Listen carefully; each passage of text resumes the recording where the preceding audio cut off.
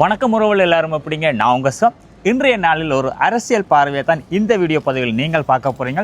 குறிப்பாக நாங்கள் இப்போ நிற்கிற இடம் லாச்சப்பல் தமிழர்களின் அடையாளம் அப்படி என்று சொல்வார்கள். லாச்சப்பலில் இருந்து இந்த வீடியோ ஏன் நாங்கள் எடுக்கிறோம்னு சொன்னால், எங்களுடைய வர்த்தகமும் வெளிநாட்டுகளில் எங்களுடைய பிரான்ஸில் எங்களுடைய கலை கலாச்சாரங்களை இங்கே தான் லாச்சப்பல் வர்த்தகர்கள் தான் மக்களுக்கு வெளியில் முதல் கொண்டு வந்தார்கள்.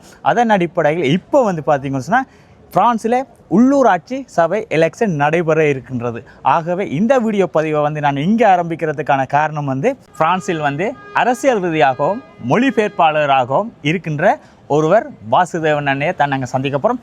இவரை சந்திக்கிறதுக்கு முக்கிய காரணம் என்னன்னு சொன்னால், இப்போ பிரான்ஸில் நடைபெற இருக்கின்ற உள்ளூராட்சி சபை எலெக்ஷன் சம்பந்தமாக தான் நாங்கள் அண்ணனோட கேட்டு தெரிஞ்சு கொள்ள போகிறோம். அதை தாண்டி இன்னும் ஒரு விஷயத்தை நான் குறிப்பிட்றோம். இந்த பிரெஞ்சு அரசியல் எங்கே உருவாகுதுன்னு சொன்னால், பிரெஞ்சு புரட்சியிலிருந்து ஆரம்பமாகுது. ஆனால் அந்த பிரெஞ்சு புரட்சி என்ற ஒரு புத்தகத்தை முழுமையாக தமிழ் மொழியில் எழுதியுள்ளார் அண்ணன் வாசுதேவன் அண்ணன். அப்போ இவர்கிட்ட இருந்தால் நாங்கள் அரசியலை கற்றுக்கொள்ள வேண்டிய சூழ்நிலை இருக்கிறபடியாக மிகுதி விவரத்தை நாங்கள் இவர்கிட்ட கேட்டு தெரிஞ்சு கொள்ள போகிறோம். அதாவது பிரெஞ்சு நகர சபை எலெக்ஷன் சம்பந்தமாக தான் நாங்கள் அண்ணன்கிட்ட கேட்டு தெரிஞ்சு கொள்ள போகிறோம். வணக்கம் அண்ணா. வணக்கம். எப்படி இருக்கீங்க? நல்ல சும்மா இருக்கிறோம். வாழ்த்துக்கள். என்னன்னு சொன்னால், முதல்ல எங்களை மாதிரி இப்போ அடுத்த தலைமுறை இளைஞர்களுக்கும் இவ்வாறான எங்களுடைய கேட்டு தெரிஞ்சு கொள்ளக்கூடிய சில வாய்ப்புகளை நீங்கள் தந்ததுக்கு முதல் நன்றி. எங்களுடைய டொப்பர் சமூக வலைத்தளத்துக்கு என்னுடைய முதல் சந்திப்பு. நாங்கள் நீண்ட காலம் பயணம் செய்திருக்கிறோம். இருந்தாலும் எங்களுடைய வீடியோ பதிவு எங்களுடைய முதல் சந்திப்பாக இருக்கும். நான் நினைக்கிறேன் தொடரும் என்று நான் நம்புகிறேன். கட்டாயம். ஓகே, முதலில் இந்த உள்ளூராட்சி சபை எலெக்ஷனும் இந்த பிரெஞ்சு புரட்சியில் ஒரு சிறிய விஷயத்தையும், இந்த உள்ளூராட்சி சபை எலெக்ஷன் எங்கே இருந்து உருவாகுது, அதன் நிலப்பாடு என்ன அப்படி என்ற ஒரு எங்களுடைய மக்களுக்கு சொல்லுங்கள். இதில் உள்ளூராட்சி தேர்தல்ன்றது ஏன் முக்கியமானது என்று சொன்னால், ஜனநாயகத்தினுடைய அடிப்படை கட்டமைப்பு இந்த உள்ளூராட்சியிலான் இருக்குது. அதுக்கு பிறகுதான் மற்ற கொன்செய் ரெஜியனல், அதாவது பிராந்தியத்துக்கான சபைகள்ன்றதை விட இந்த உள்ளூராட்சி என்றது கிராம அடிப்படையில் மக்கள் ஜனநாயகமாக தங்களது பிரதிநிதிகளை தேர்ந்தெடுக்கணும், எடுத்து தங்களோட ஆட்சியை தாங்களே செய்யணும். இது அந்த அடிமட்ட ஜனநாயகம் தான் சொல்லணும். இது எப்படி வந்தேன்னு சொல்லி சொன்னால், பிரெஞ்சு புரட்சி காலத்தில் இருந்த உள்ளூராட்சிகள் எல்லாம் மதகுருமார்கிட்ட தான் இருந்தது. மதகுருமார். அப்போ மதகுருமார் செய்த அந்த ஆட்சியை பிரெஞ்சு புரட்சியாளர்கள் அப்படியே மக்கள்கிட்ட கையில் கொடுக்கணும். அப்போ மக்களாட்சி ஆரம்பிக்கிறது உண்மையை சொல்ல போனால் அந்த இடத்துல ஆரம்பிக்குது, அடிமட்டத்தில் ஆரம்பிக்குது. அப்போ மக்கள் தெரிவு செய்து மக்களால் உருவாக்கப்பட்ட சபைகள் தான் அப்போ உள்ளூராட்சிகளை தீர்மானிக்குது. அது இன்று வரைக்கும் பெரிய மாற்றங்களுக்கு உட்பட இல்லை. பிரெஞ்சு புரட்சி நடக்க கூட இந்த நாட்டில் கிட்டத்தட்ட 44,000 உள்ளூராட்சி சபைகள் இருந்தது. அதாவது உள்ளூராட்சி சபை என்பது உள்ளூராட்சி சபையில் அப்போ அதாவது மதகுருமார் வசம் இருந்த நிர்வாக கட்டமைப்பு 44,000. இன்று கிட்டத்தட்ட நான் நினைக்கிறேன் 35,000 அப்படி இருக்கும்னு நினைக்கிறேன். அது காரணம் இருக்குது. சில இப்போ காலம் 250 வருஷத்தை கடந்து இருக்கு. 237 வருஷம் கடந்து, ஆனால் குறைஞ்சி இருக்குது, கொஞ்சம் குறைஞ்சிருக்கு. பெரிய குறைவுன்னு சொல்ல முடியாது. ஏன்னால் மற்ற ஐரோப்பிய நாடோட ஒப்படைக்குள்ள பிரான்சில் இருக்கிற உள்ளூராட்சி சபைகள் எண்ணிக்கை ஏராளம்.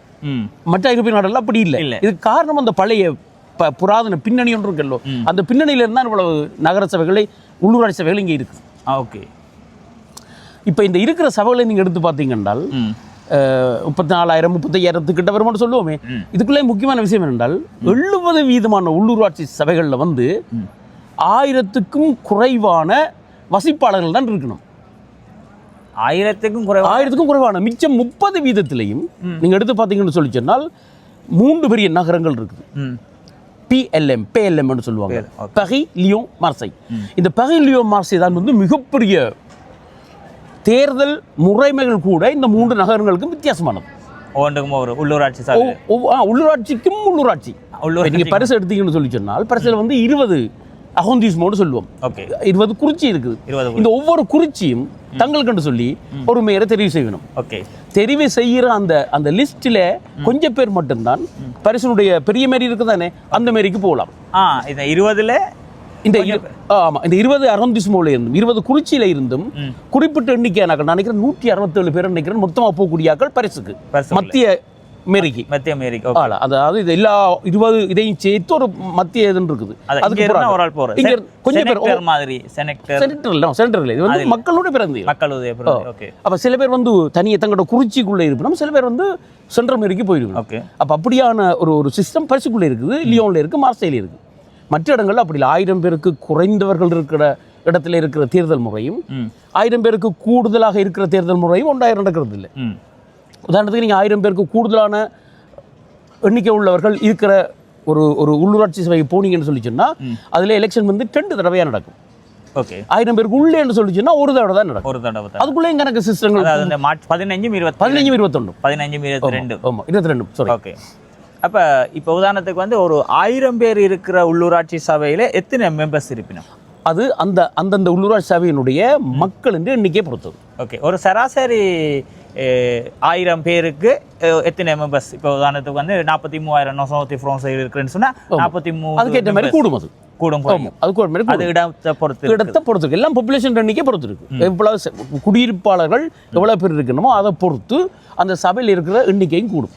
ஒரு நகர சபை மேயருக்கு என்ன அதிகாரம் இருக்கு? அவருக்கு சம்பளம் வழங்கப்படுகிறதா அல்லது வந்து நகர சபை உறுப்பினருக்கு என்ன அதிகாரம் இருக்குது? அவருக்கு சம்பளம் வழங்கப்படுகிறதா? ஏன்னு சொன்னா ஒரு கவுன்சிலர்னு சொன்னா அடுத்த 5 வருஷத்தால பெரிய வீடு கட்டி ரோட்டு போட்டு பங்களாகி கார் வேண்டி பெருசா வாழ்க்கை வாழுவாங்க. இப்போ நம்ம ஊர்ல வந்து அப்படி உங்க ஊர்ல இந்த ஊர்ல அப்படி இல்லை ஒரு நாள் என்ன அதாவது வந்து என்ன சொல்லிச்சுன்னா இங்க வந்து இந்த பெரிய நகரங்கள்லாம் சொன்ன அந்த PLM சொன்னா அங்க இருக்கிற மேயர்களுக்கு வந்து சம்பளம் இருக்கு.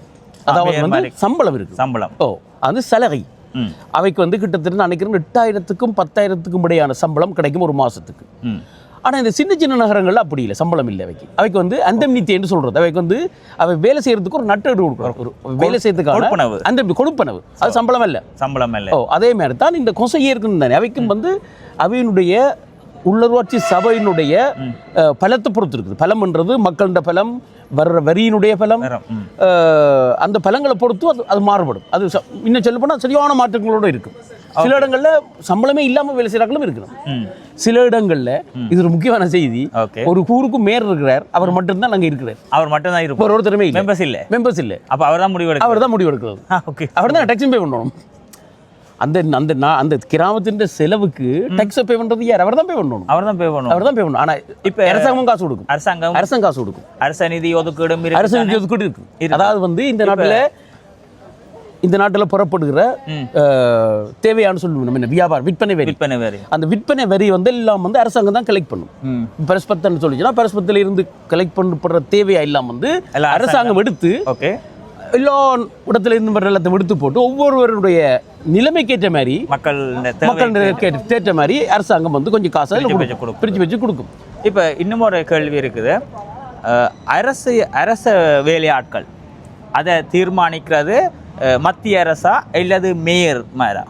அரசு வேலையாட்களை கட்டாயமாக அரசு மட்டும் தான் தீர்மானிக்கும். அரசு மட்டும் நிச்சயமாக. ஆனால் கொம்யூனில் வேலை செய்கிறார்கள், அதாவது வந்து உள்ளூராட்சி சபையில வேலை செய்கிறவர்களுக்கான சம்பளத்தை கொடுக்க வேண்டியதும் அவர்களை தெரிவு செய்யறதும் வந்து உள்ளூராட்சி தான். அது அந்த 6 வருஷ காலத்துக்கு தான் அவை இருப்பினும் 6 வருஷத்தோட முடிஞ்சிடும். அது அவைகளுக்கான சம்பளம் வந்து மேயர் வழங்குவார், கொடுப்பார். ஆனா இன்னொரு முக்கியமான விஷயம், உதாரணத்துக்கு கல்வி எடுங்க, பள்ளிக்கூடத்தை எடுங்க. இந்த இதுல ஒரு பள்ளிக்கூடம் இருக்குது. இந்த பள்ளிக்கூடத்தை எடுத்தா இந்த பள்ளிக்கூடத்தின் செலவு எல்லாம் வந்து உள்ளூராட்சி தான் கொடுக்கும். அதாவது வந்து கட்டடத்தை மெயின்டைன் பண்றது, அதுக்கு எலக்ட்ரிசிட்டி போடுறது, அதுக்கு ரோட்டு போடுறது. ஏனென்றா இந்த பள்ளிக்கூடம் வந்து இந்த கம்யூனிட்டிக்கு சொந்தமானது. ஆனா அங்க படிப்பிக்கிறார்களுக்கு சம்பளம் கொடுக்கிறது அரசாங்கம். அதாவது வந்து கல்வி அமைச்சு, எக்ஸாமும் கல்வி அமைப்பு, பாடத்திட்டமும் கல்வி அமைச்சு, எல்லாரும் ஒன்றும் மாற்ற இல்லாது. இப்போ ஒவ்வொரு நகர சபையிலையும் பார்த்தீங்கன்னு சொன்னா ஒரு சில நகர சபையில வந்து படிக்கிற பிள்ளைகளுக்கு உணவு வழங்குறீங்கன்னா ஒரு சில நகர சபையில வந்து படிக்கிற பிள்ளைகளுக்கு உணவு வழங்குறீங்கள. என்ன காரணம்? அது நகரசபையின் தீர்மானம். அது வந்து அரசாங்கத்தின் தீர்மானம் இல்லையா? ஓகே. அந்த நகரசபை தான் தீர்மானம் எடுக்குது. அந்த நகரசபை அதுக்கான செலவையும் ஏற்றுக்கொள்ளுது. அதாவது வந்து வருமானம் கூடிய நகர சபைகள் வந்து பிள்ளைகளுக்கான சலுகைகள் அப்படி சொல்ல முடியாது. அதாவது வந்து ஒரு உள்ளூராட்சி சபையில இருக்கிற அங்கத்தவர்கள் எல்லாரும் சேர்ந்து ஒரு தீர்மானத்தை கொண்டு வரணும். அந்த தீர்மானத்தை கொண்டு வரைக்குள்ள அதுக்கு ஆதரவு கிடைச்சா அது நடைமுறைப்படுத்தப்படுது. அப்ப பணம் இருக்கிற மேரியாயும் இருக்கலாம், பணம் இல்லாத மேரியாயும் இருக்கலாம். அவனுடைய அரசியல் என்ன, அவர்கள் யாரை நோக்கி தங்களோட அரசியலை நடத்துக்கணும்ன்றதான் நாங்கள் மக்களுக்கான அரசியலா முதலாளிக்கான அரசியலா? சரியா சொன்னீங்க. அதை நோக்கித்தான் நாங்க உதாரணத்துக்கு வந்து மக்களுக்கான அரசியலா இருந்தால் மக்களுக்கு வந்து வரி பணத்துல அரசு கொடுக்கின்ற வரி பணத்துல மக்களுக்கு செலவழிப்பினா நிச்சயமாக முதலாளிக்குன்னு சொன்னா முதலாளிக்கு கொடுப்பினோம். அப்படி கொடுக்கறது குறைவு, ஆனால் அப்படியும் இருக்கு. இப்போ ஒரு சில சட்டங்கள் இப்போ பிரான்ஸ்ல இப்போ இருக்கிற சட்டத்தின் அடிப்படையில் பார்த்தா முதலாளிக்கு தான் அதிக. அதுக்குள்ளே நாங்கள் கொஞ்சம் கவனமாக பார்க்கணும். வேணும்னு சொல்லி சொன்னால், உதாரணத்துக்கு நான் ஒரு உள்ளூராட்சி சபைக்கு நான் ஒரு மேயராக இருக்கிறேன். என்னுடைய உள்ளூராட்சி சபைக்குள்ளே வந்து 40 விமானாக்கள் வேலை இல்லாமல் இருக்கணும். 40 விமானாக்கள் வேலை இல்லாமல் ஒரு முதலாளி வந்து சொல்கிறார், நான் இந்த உங்களோட உள்ளூராட்சி சபைக்குள்ளே கொண்டு வந்து அவரோட ஃபேக்டரியை போடுறேன், எனக்கு நீங்கள் எவ்வளோ கடன் தருவீங்க அல்லது நீங்கள் எவ்வளோ உதவி பணம் தருவீங்க. அந்த 40 விதமான வேலை இல்லாதாக்களுக்கு ஒரு ஃபேக்டரி வரதுன்றது மிகப்பெரிய ஒரு விஷயம். அப்போ மேரி வந்து டிசைட் பண்ணும், ஒரு ஆள் டிசைட் பண்ணுற இல்லையே, கம்யூனிட்டி அந்த சபை தான் டிசைட் பண்ணுவோம். ஓகே, நாங்கள் இவ்வளோ காசு கொடுப்போம், இத்தனை பேருக்கு வேலை கிடைக்கும், அதால் இவ்வளவு டேக்ஸ் வரும், உங்களுக்கு கன விஷயத்தை பார்க்கணும் அதுக்குள்ளே. ஓகே, அப்போ அதால் வந்து அது ஒரு முதலாளித்துவம் என்று சொல்கிறதுல பார்க்க அது ஒரு மேனேஜ்மெண்ட், ஒரு என்ன சொல்கிறது, ஒரு பரிபாலனை செய்கிறது. என்னுடைய உள்ளூராட்சி சபைக்குள்ளே வாழ்கிற மக்களுக்கு எது நன்மை பயக்கும் என்றதை பார்த்து பரிபாலனை செய்கிறது. அதான் இந்த முக்கியமாக மேல்மட்ட ஜனநாயக அரசியலுக்கும் இந்த அடிமட்ட ஜனநாயக அரசியலுக்கும் உள்ள மிகப்பெரிய வித்தியாசமே அதுதான். அதாவது வந்து நீங்கள் மக்களோட பேசணும், நீங்கள் அடிப்பட்ட மக்களோட பேசணும். உங்களோட ஊரில் இருக்காங்களோ உங்களுக்கு தெரியும், அந்த தீவிரம் பார்க்கலையே சந்தையில், எதுக்காக வந்து தெரியணும், நாங்கள் அடிமட்டத்துக்கு வந்து நிற்கிறோம் என்றதை காட்டுறதுக்காக வந்து நிற்பிடுமே. இன்னும் ஒரு கேள்வி இருக்குது, ஒரு நகரசபை உறுப்பினர் கட்டாயம் பிரெஞ்சு நேஷனாலிட்டியாக இருக்கணுமா இல்லை நேஷனாலிட்டி இல்லாத ஒருவரும் நிற்கலாம்? இல்லை, நிற்க முடியாது.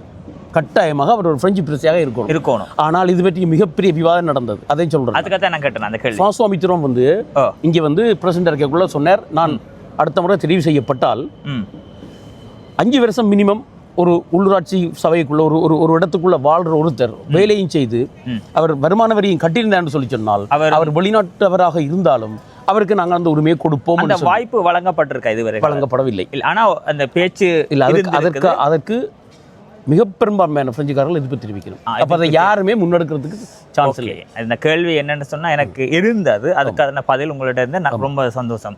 இப்போ நம்ம வந்து ஒரு சின்ன விஷயத்துக்கு போவோம். இந்த பிரெஞ்சு அரசியல் இருக்கிற மிக முக்கியமான கட்சிகள் என்னென்ன கட்சிகள்? அது சரியான ஒரு குழப்பகரமான ஒரு நிலைமை. எல்லா கட்சியும் இந்த முக்கியமாக நாங்கள் மக்களுக்கு தெரிய வேண்டிய கட்சிகள். ஓகே, இப்போ இன்றைக்கு மிக உக்கிரமாக மோதி கொண்டிருக்கிற 2 கட்சிகளை பற்றி முதல்ல கதைக்கணும். ஒன்று வந்து LFI, La France Insoumise, மற்றது வந்து ராசம்பிள் நேஷனல். இப்படி 2 கட்சியும் தான் இப்போ மிக மூர்க்கமான கட்சியாக போராடி கொண்டு இருக்கணும். அதை விட LR ஒரு கட்சி இருக்குது, அதை விட பச்சை கட்சி இருக்குது, அதை விட சோசியலிஸ்ட் கட்சி இருக்குது.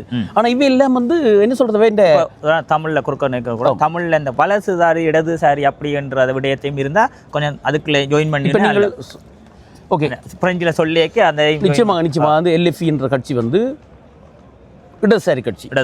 சில பேர் தீவிர இடதுசாரி கட்சி என்ன பொறுத்திருக்கும், அப்படி இல்லை, அது இடதுசாரி கட்சி. கம்யூனிஸ்ட் கட்சி இடதுசாரி கட்சி, சோசியலிஸ்ட் கட்சி தன்னை இடதுசாரின்னு சொல்லிக்கொள்ளுது. ஆனால் அவர்கள் அப்படி பிடித்தான், அவர்கள் வலதுசாரியாக இருப்பினும் தங்களுக்கு ஏற்ற மாதிரி மாற்றிக்கொள்ளும். என்னுடைய அபிப்பிராயம். LR கட்சி வந்து ரெபப்ளிக்கன், அந்த கட்சி வந்து இப்போ வந்து மிக மோசமாக இனவாதம் கதைக்க கட்சியாக வந்துட்டு. எப்படி ராசம்பிள் நேஷனல், அதாவது வந்து தேசிய ஒருமைப்பாட்டு கட்சி இனவாதம், பச்சை இனவாதம் பேசுதோ அந்த அளவுக்கு இனவாதம் பேசுகிற கட்சியாக எல்லாரும் மாறிடுது. அதை விட வேற UDF அந்த குட்டி கட்சியெல்லாம் நிறைய இருக்குது, அதில் அவையெல்லாம் இதுக்குள்ள கொண்டு வரலாது. ஆனால் அவை எப்போவுமே இன்னொரு கட்சியோட போய் தங்களை இணைத்து கொள்ளுகிறோம், இணைச்சு தாங்கள். ஆனால் இன்றைக்கு அதாவது வந்து பெரும்பாலும் ஒரு சலுகை கிடைக்குமாக இருந்தால் ஒரு பதவி கிடைச்சா போயிடுவோம். எங்களோட மினிஸ்ட்ரி பதவி வந்தால் நான் கூட வந்துடுவேன். அவ்வளோ வந்து ஆமாம். அப்போ மிக தெளிவான ஏன் நான் இந்த விடயத்தை இந்த கட்சிகள் பேரை கேட்டான்னு சொன்னால், இப்போ உள்ளூராட்சி சபையில் வந்து பார்த்தா அந்தந்த இடத்துல ஒரு கட்சி இருக்கும். நிச்சயமா அது லிஸ்ட்டாக இருக்கும். அது கட்சியாக இருக்கணும் இல்லை, 2-3 கட்சிகள் சேர்ந்து ஒரு லிஸ்ட்டும் போட்டிருக்கலாம். அந்த லிஸ்ட்டுக்கு தான் பேர் இருக்கும், கட்சிக்கு பேர் இருக்காது. லிஸ்ட்டுக்கு தான் பேர் இருக்கும். அதாவது 1000 பேருக்கு மேற்பட்ட. இப்போ உதாரணத்துக்கு பரிசுக்குள்ள நிறைய லிஸ்ட் இருக்குது. பரிசில் இருக்கிற லிஸ்டனுடைய எண்ணிக்கை பார்த்தீங்கன்னு சொன்னால் நிறைய இருக்கும். அப்போ இங்கே உள்ளூராட்சி 1000 பேருக்கு உட்பட்டதுன்னு சொல்லி சொன்னால் நீங்கள் லிஸ்ட்டுக்கு ஓட் பண்ணுற இல்லை, லிஸ்ட்டு நீங்கள் லிஸ்ட்டு தான் ஓட் பண்ணுறீங்க. 1000 பேருக்கு மேலே ஏண்டா, 1000 பேருக்கு இல்லைன்னா நீங்கள் அந்த பேருக்கே போடலாம், அவர்கிட்ட பேரை வெட்டலாம், இருந்தால் லிஸ்ட்டில் கூட பேரை வெட்டலாம். பட் இது உங்களுக்கு விருப்பமான பேரையும் சேர்க்கலாம் நீங்கள். அது பெனாசாகன்னு சொல்கிறது அது. அப்போ அது ஒரு சிஸ்டம், அது வேறு சிஸ்டம். இதில் இன்னொரு விஷயம் நான் முக்கியமாக சொல்ல வேண்டிய விஷயம் என்னென்றால், அடுத்த வருஷம் இந்த நாட்டில் ஜனாதிபதி தேர்தல் வரப்போகுது, அரசு அதிபர் தேர்தல் வரப்போகுது. இந்த அதனுடைய ஒரு ஒத்திகையாகத்தான் இதை இப்போ ஜனங்கள் பார்க்குது. இந்த உள்ளூராட்சி தேர்தலில் தன்னுடைய நோக்கங்களும் வேற. ஆனால் அதனுடைய ஒரு ஒத்திகையாகத்தான் இந்த எலெக்ஷனை வந்து பிரெஞ்சுக்காக பார்க்கணும். அதில் ஒரு பிழையும் இல்லைன்னு நான் நினைக்கிறேன். இப்போ எங்களுடைய ஈழத்தமிழர்கள் என்ன சொன்னால் எங்களுக்கு ஒரு 40 வருஷ போராட்ட வரலாறு இருக்குது. அதுக்கு மேற்பட்டு இன்றைக்கு வந்து 17 வருஷம் யுத்தம் முடிவடைஞ்சு 17 வருஷம் ஆச்சு. ஆனால் நோர்வே, கனடா, லண்டன், ஆஸ்திரேலியாவில் இருக்கிற ஒரு அரசியல் செல்வாக்கு, உதாரணத்துக்கு வந்து ஒரு பாராளுமன்ற உறுப்பினர் ஈழத்தமிழர்களை பிரெஞ்சில் இல்லை, ஏன் மேயராக கூட இல்லை ஒரு ஈழத்தமிழர்கள். இதுக்கு என்ன காரணம்? எங்களுக்கு வந்து பிரான்ஸ் அரசியலில் நாங்கள் ஏன் அந்த இடத்துக்கு போக முடியாமல் இருக்குது? சரி, ஏன்னு சொல்லி சொன்னால் நாங்கள் வந்து ஒரு 160-170 பேர் தான் இதில் வந்து கேண்டிடேட்டாக இருக்கணும். தமிழாக்கள் வேட்பாளராக இருக்கணும். அவர்கள் இருக்கிற லிஸ்ட்டில் அவர் எத்தனை இடத்துல இருக்கணும்னு பார்க்குறீங்களா? 20,000, 22,000, 35 மேலாம் இருப்பேன். பெஸ்ட் ஒன்று முதல்ல இருக்கிறார்கள் 10 பேருக்கு தான் நாங்கள் இடம் கூட கிடைக்கும்.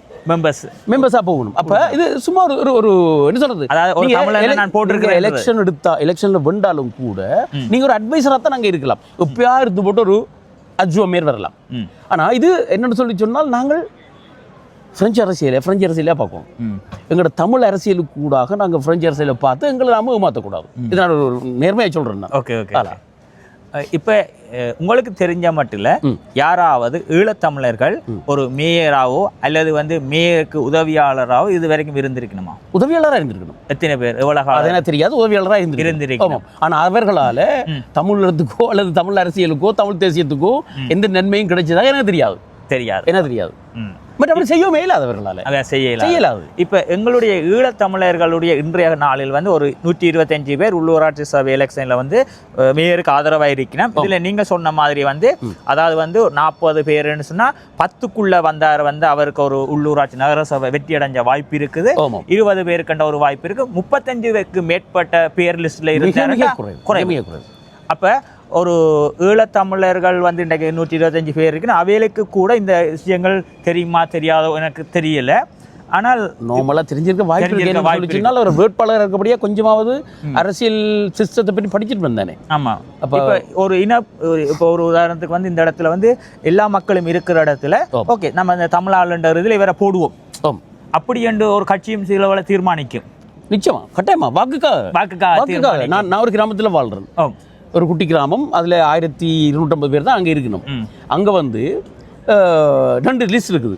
இந்த 2 லிஸ்ட்லையும் வந்து ஒரு சோசியலிஸ்ட் கொஞ்சம் இடதுசாரித்தனமான கட்சி இருக்குது.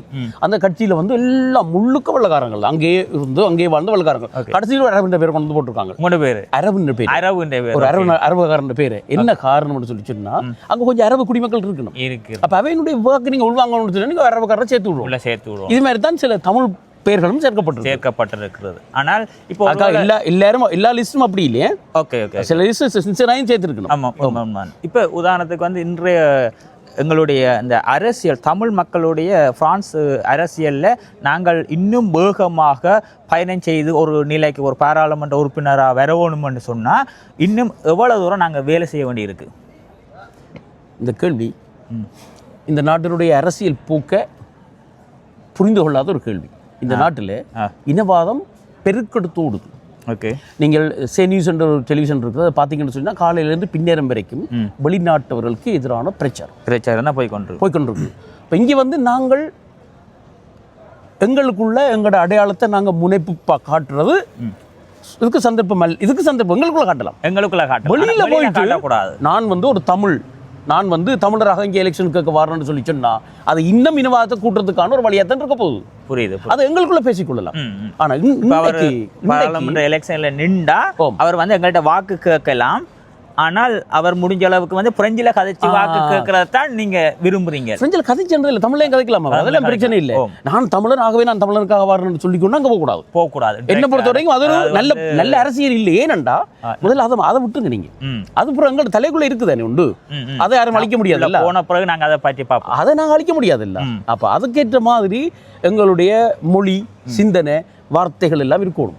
ஏனென்றா அவ்வளவுக்கு இந்த நாட்டில் இனவாதம் பெருக்கெடுத்தோடுது. இன்னும் கனவேர் என்ன சொல்லு, இங்கே ஒரு சிவில் யுத்தம் வரப்போகுது, மக்களுக்குள்ள அடிபாடு வரப்போகுதுன்னு வெளிப்படையாக சொல்றாங்களே. இப்போ முந்தி இப்படிலாம் கதைக்கிறதே இல்லை. ஆமாம். இப்போ கதைக்கணும். அப்போ இதெல்லாம் வந்து நல்ல சூழ்நிலை இல்லை. இப்போ அதையும் புரிஞ்சுக்கொண்டா நாங்கள் நடக்கணும். அதுதான் அரசியல்.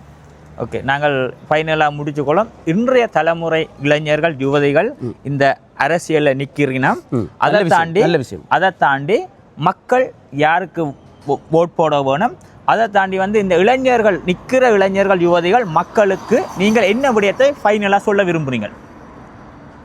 அதாவது அவைகளுக்கு மக்களுக்கும் சொல்ல வேணும், இவைகளுக்கும் சொல்லணும். இல்லை, அதாவது வந்து நான் என்ன சொல்கிறேன்னா, முதலாவது இந்த வேட்பாளருக்கு நான் சொல்லக்கூடிய ஆலோசனை என்னென்னு சொல்லிச்சுன்னா, நீங்கள் வந்து உங்களை தமிழர்னு சொல்லி போய் வாக்கு கேட்காதீங்க. நீங்கள் எங்கேயுமே போய் கேட்காதீங்க. நான் பிரெஞ்சுக்காரன் சொல்லி வாக்கு கேளுங்க. ஆனால் தமிழர்களுக்கு தெரியும் நீங்க யார், உங்களுக்கு ஏன் நாங்கள் வாக்களிக்க முடியாது தெரியும். அதே நேரத்தில் உங்களை பகடக்காயாக வைத்துக்கொண்டு ஒரு லிஸ்ட்டில் எங்களோட மக்களினுடைய வாக்குகளை பறிக்கிறதுக்கான திட்டம் இருக்கு மட்டும் தெரிஞ்சா அந்த இடத்த விட்டு காலி பண்ணிடுங்க. அதில் ஒரு பிரயோசனமே கிடையாது. உதாரணத்துக்கு நீங்க ஒரு பொம்மை மாதிரி இருப்பீங்க, அவ்வளவுதான். உதாரணத்துக்கு வந்து ஒரு நகர சபையில வந்து ஒரு கட்சி வெல்லும் என்று தெரிஞ்சும் எதிர்கட்சி வந்து என்ன செய்யுது, இவரை தூக்கி போட்டுருது ஓட்டு எடுக்கிறதுக்கு. அந்த 35 பேருக்கு மேல. ஆமா, அப்படி யாராவது லிஸ்ட்ல இருந்தா தான் நீங்க வெளியேற சொல்றீங்க. தயவுசெய்து உங்களுக்கு பிரயோசனம் இல்லை. உங்களோட ஓட்டு நீங்க வந்து ஒரு பொம்மை மாதிரி மற்றவைக்கு பயன்படுறீங்க. அவ்வளவுதான். ஓகே. மக்கள் அரசியல் ரீதியாக எங்களுடைய ஈழத்தமிழர்கள் பிரான்ஸில் என்ன மாதிரியான போக்கை இப்போ கொண்டு இருக்குன்னா, அவையில் இனி வருங்காலங்களில் இவ்வாறான அரசியல் புரிதல் அவைகளுக்கு இருக்கும். அவைகளுக்கு என்ன சொல்ல விரும்புங்கள் மக்களுக்கு? இல்லை, மக்கள் வந்து பிரான்ஸ் அரசியலில் எனக்கு தெரிஞ்ச வரைக்கும், நான் ஒரு 40 வருஷம் இந்த நாட்டில் இருக்கிறேன். ஆமாம். தமிழர்கள் வந்து அரசியல் பற்றி எந்த கவலையும் படுறதில்லை. இந்த நாட்டு அரசியலை பற்றி இங்கே இருக்கிற எந்த நாட்டையும் பெரிய இந்த நாட்டில் இருப்பவர்கள் இந்த நாட்டு அரசியலில் அக்கறை கொள்வதில்லை. இன்றைக்கு நீங்கள் எனக்கு தெரிஞ்ச கணவர்கிட்ட போய் இதை பற்றி காய்ச்சா, எங்களுக்கு என்ன, நாங்கள் வேலை வீடு உண்மையுமே தான் அவை கலைச்சி போயிருக்கணும். கஷ்டமான வேலைகள் செய்கிறாங்க நிறைய பேர் இருக்கணும். அவைக்கு நிறைய பேருக்கு மொழி தெரியாது. அப்போ இதுக்குள்ள போய் அரசியல் எப்படி பார்க்குறது? இல்லை, இப்போ ஒரு நொசோத்தி ஃப்ரான்ஸையில் இருக்கிற ஒருவர் வந்து அதை பற்றி கதைக்கிறதுக்கு வாய்ப்பு இருக்குத்தானே? இப்போ கொஞ்சத்துக்கு முந்தி ஒரு ஆள் கொண்டு வந்து ஒரு கடையத்து வாசி சொல்லி கேட்டேன். நீங்கள் என்ன சொல்லி கேட்டேன்னா ஃப்ரெஞ்சு அண்டர். இதுக்கு பிறகு என்ன சொல்லணும்? பழைய 10 வருஷத்துக்கு முதல்ல எடுத்திருப்பார். இல்லை, இப்பவும் அப்படித்தான். எக்ஸாம் பாஸ் பண்ணாலும் ஐயா, அரசியலுக்குள்ள போறதுக்கு ஒரு மொழி வேணும் இல்ல? இவ்வளவு நேரமும் நீண்ட நேரம் எங்களுக்கு ஒரு சரியான தகவல்களை வழங்கி இருக்கிறீர்கள். உங்கள்கிட்ட இருந்து நான் நிறைய விஷயத்தை கற்றுக்கொண்டிருக்கிறேன் இந்த வீடியோ பதிவினூடாக. இனி வரும் காலங்கள் உங்கள்கிட்ட இருந்து நாங்கள் இந்த விஷயத்தை கற்றுக்கொள்ள வேண்டிய சூழ்நிலையும் இருக்குது. மேற்கொண்டு இந்த வீடியோ பதிவை நீங்கள் யாராவது முழுமையாக பார்த்திருந்தால், இந்த வீடியோ பதிவு உங்களுக்கு சரி என்று தெரிஞ்சால், இந்த வீடியோ பதிவு வந்து நீங்கள் மற்ற ஆக்களுக்கும் ஷேர் பண்ணணும்னு நினைச்சால் நீங்கள் மற்ற ஆக்களுக்கும் பத்தாசை பண்ணுங்க. மீண்டும் இன்னும் ஒரு அரசியல் ரீதியான வீடியோ பதிவில் உங்களை நான் சந்திக்கிறேன். உங்களுடைய நான் சிவம். நன்றி, வணக்கம். நன்றி. நன்றி. நன்றி அண்ணா. நன்றி.